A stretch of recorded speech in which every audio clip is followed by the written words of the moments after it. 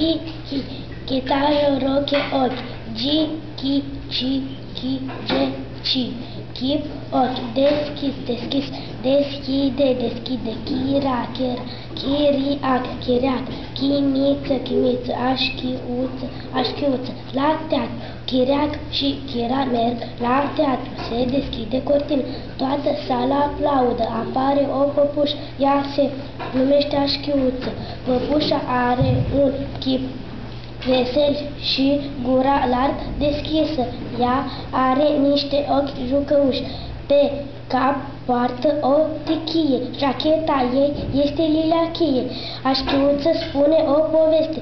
Ureche, ridiche, urechi, pereche, ridic.